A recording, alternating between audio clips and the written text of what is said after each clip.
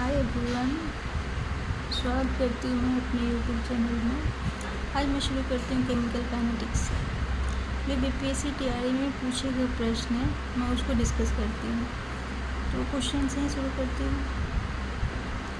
For a chemical reaction with rising temperature by 10 degree the rate constant is nearly.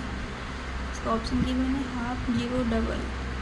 ये previous year question पूछा हुआ है BPSC TRE 3.2 में, जो 2024 में दिया गया था। पहले मैंने क्वेश्चन एक देख लेती हूँ, उसके बाद इसका डिस्कस कर लेती हूँ इसका answer. The substance which reduces the rate of reaction, inhibitor, collision, catalyst. ये भी प्रीवियस ईयर में क्वेश्चन है। जो भी मैं यूट्यूब पे वीडियो बनाती हूँ आप देखते हैं कि मैं पहले क्वेश्चन देख लेती हूँ, उसके बाद डिस्कस करती हूँ। इससे हमको मतलब पढ़ने में अच्छा भी लगता है, आसान भी होता है। Which of the following statement is false? Mathematically representation of rate of reaction is given by rate law. Question में false पूछा है, उस पर ध्यान देना है। ये भी प्रीवियस क्वेश्चन में पूछा हुआ है। Molecularity can be 0 or an integer. Rate constant is the proportionality factor in the rate law. None. Fourth question है, the rate of reaction was found to be equal to its rate constant at any concentration of the reactant. The order of the reaction is.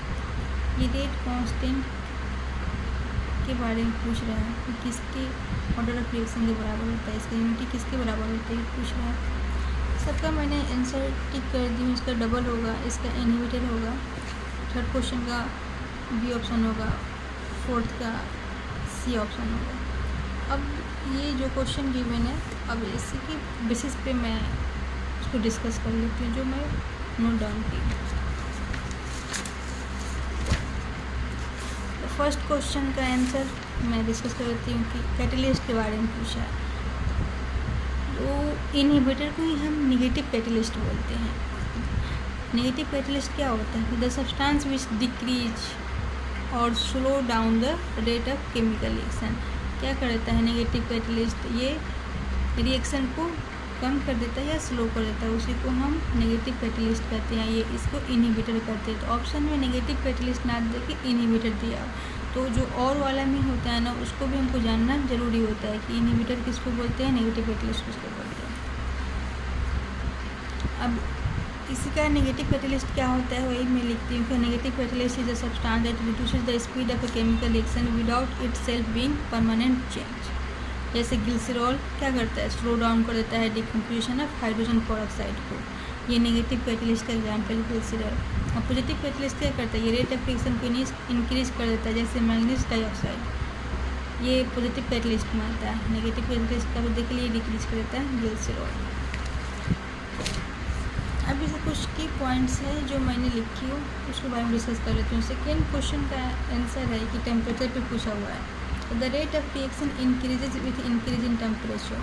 सही बात है, जब हम temperature बढ़ाते हैं तो क्या होता है, रेट ऑफ रिएक्शन भी इंक्रीज कर जाता है। ऐसे क्वेश्चन है कि जैसे हम rate of reaction becomes almost double with 10 degree rise in temperature. जैसे हम 10 डिग्री बढ़ाते हैं टेम्परेचर तो मेरा कितना होता है, almost rate of reaction double हो जाता है। वही क्वेश्चन पूछा हुआ है, ठीक है।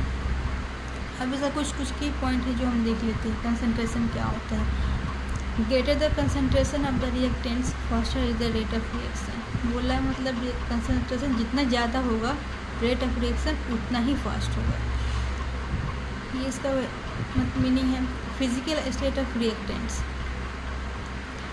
अब रिएक्टेंट में फिजिकल स्टेट का मतलब क्या होता है, सॉलिड लिक्विड गैस किस फॉर्म में है उसके बारे में बात कर लेते हैं। Reaction involving gaseous reactants are faster than reaction containing solid and liquid reactants. जो भी गैसियस रिएक्टेंट होता है ना वो ज़्यादा फास्ट होता है, जिससे कंपेयर में सॉलिड और लिक्विड के कंपेयर में। तो फिजिकल स्टेट का टेम्परेचर में डिस्कस कर ली। अब प्रेजेंस ऑफ कैटलिस्ट। कैटलिस्ट का क्या रोल होता है? तो कैटलिस्ट क्या करता है, जनरली रेट ऑफ रिएक्शन को इंक्रीज करता है। क्या करता है, जनरली इंक्रीज करता है। ये कैटलिस्ट का काम होता है। Surface area of reactant. Surface area भी बहुत इंपॉर्टेंट रोल प्ले करता है। For a reaction involving solid reactant और catalyst the greater the surface area the faster of the reaction. जितना ज़्यादा सरफेस एरिया रहेगा उतना ज़्यादा मेरा रिएक्शन फास्ट होगा। ठीक है, इसका भी बहुत बड़ा बहुत इम्पोर्टेंट रोल होता है। एक्टिवेशन एनर्जी, इससे तो बहुत सारे क्वेश्चन आते हैं एक्टिवेशन एनर्जी से। Lower the activation energy faster the reaction. Activation energy और रेट ऑफ रिएक्शन में कैसा रिलेशन होता है? इन्वर्सली प्रोपोर्शनल का रिलेशन होता है। जितना ज़्यादा है रेट ऑफ रिएक्शन उतना कम एक्टिवेशन एनर्जी। ठीक है,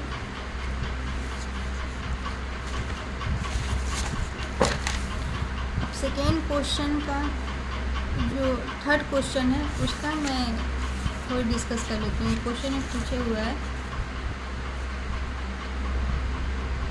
mathematically representation rate of chemical reaction, उसको कैसे हम रिप्रेजेंट करते हैं, क्योंकि उसमें फॉल्स पूछा था। तो हम जो करेक्ट आंसर है उसके बारे में डिस्कस कर लेते हैं। रेट को हम कैसे एक्सप्लेन करते हैं? तो rate is equal to K into concentration के पावर ए इंटू कंसनट्रेशन के पावर बी। रेट क्या है? आर क्या है? Speed of reaction. के क्या है? रेट कांस्टेंट है। Concentration of A into concentration of B क्या है? कंसनट्रेशन ऑफ रिएक्टेंट है। ये रिएक्टेंट का कंसनट्रेशन हम लिखते हैं, प्रोडक्ट का नहीं लिखते हैं। और ए और बी क्या है? जो small B order of reaction with respect to A and B. अब क्वेश्चन में उसका फॉल्स पूछा हुआ है। तो molecularity is always positive integer है, उसमें क्या हुआ? नेगेटिव इंटीजर दिया हुआ है, जो कि गलत है। It can never be zero और फ्रैक्शनल, ये जीरो और फ्रैक्शनल कभी नहीं होता है। मॉलिक्यूलरिटी हमेशा ऑलवेज हम पॉजिटिव इंटीजर लिखते हैं।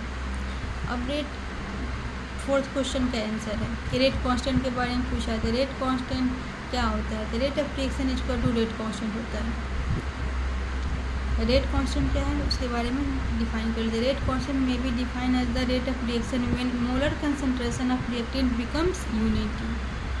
वही क्या है? रेट कांस्टेंट है। रेट कांस्टेंट को हम कैसे डिनोट करते हैं? अब इसका यूनिट देख लेते हैं। ये इसका यूनिट ना जीरो ऑर्डर ऑफ रिएक्शन होता है, उसके ही इक्वल होता है रेट कांस्टेंट का भी यूनिट, जो हम लिखते हैं मोल पर लीटर पर सेकेंड। ये रेट कांस्टेंट का यूनिट है। और जीरो ऑर्डर रिएक्शन का भी यूनिट क्या होता है? मोल पर लीटर पर सेकेंड। इसलिए उस क्वेश्चन का आंसर क्या हो जाएगा? जीरो ऑर्डर रिएक्शन हो जाएगा। अब ये पूछा ही हुआ यूनिट, तो हम फर्स्ट ऑर्डर का देख लेते हैं, सेकेंड ऑर्डर का देख लेते हैं। इसका यूनिट क्या होता है?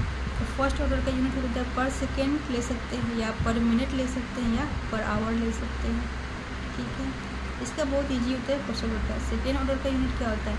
लीटर पर मोल पर सेकेंड। यूनिट को याद करना होता है, याद करना। अब रेट कांस्टेंट का कैरेक्टरिस्टिक क्या होता है उसके बारे में देख लेते हैं। क्योंकि रेट कांस्टेंट के बारे में पूछा है तो उसका जो भी रिलेटेड पॉइंट होता है उससे हम देख लेंगे तो ज़्यादा अच्छा रहेगा। पता है एग्जाम में नेक्स्ट टाइम क्वेश्चन पूछ ले। Rate constant is a measure of rate of reaction, measure करते हैं। As the value of rate constant increases the rate of reaction also increase. Rate constant अगर इंक्रीज करेंगे तो क्या हो? रेट ऑफ रिएक्शन भी इंक्रीज करेगा। ये थर्ड पॉइंट बहुत इंपॉर्टेंट है, इस पर बहुत सारे क्वेश्चन आ जाते हैं। It's value does not depend upon the concentration of reaction. ये रिएक्शन के कंसनट्रेशन पे डिपेंड ही नहीं करता। क्वेश्चन में बहुत सारा वैल्यू दे देता है, बाद में मालूम चलता है कि इससे क्या होगा, आंसर क्या होगा, नन हो जाएगा। मतलब उसमें वैल्यू डिपेंड ही नहीं करता है रेट कांस्टेंट का value. The unit of rate constant depends upon order of reaction. Order of reaction को भी डिपेंड करता है इसका यूनिट। अब यूनिट ऑफ रेट कांस्टेंट क्या होता है? तो मोल पर लीटर का पावर 1 - n पर सेकेंड। हम इससे हम कोई भी ऑर्डर ऑफ रिएक्शन का यूनिट निकाल सकते हैं, इसलिए ये इम्पोर्टेंट है। अगर ये हमको याद रहेगा तो हम कोई भी ऑर्डर ऑफ रिएक्शन का यूनिट इजीली निकाल सकते हैं। एन क्या है? ऑर्डर ऑफ रिएक्शन है। जैसे हम एग्जांपल निकाल के एक लिखें, N equal to zero order reaction पे, तो जीरो ऑर्डर एन क्या हो जाएगा? जीरो हो जाएगा।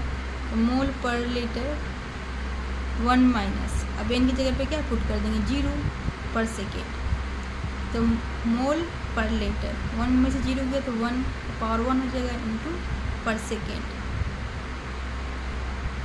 अब इसमें मल्टीप्लाई करो तो मोल का मोल हो जाएगा, पर लीटर का पर लीटर हो जाएगा, पर सेकेंड। ये यूनिट किसका है? जीरो ऑर्डर रिएक्शन का। इसी तरह हम पर सेकेंड का भी निकाल सकते हैं, सॉरी पर सेकेंड बोल रहे हैं, फर्स्ट ऑर्डर का भी निकाल सकते हैं, सेकेंड ऑर्डर का भी निकाल सकते हैं। ठीक है, जो क्वेश्चन था हम उसी पे डिस्कस किए हैं। सो आप लोग को अच्छा लगा होगा। Thank you.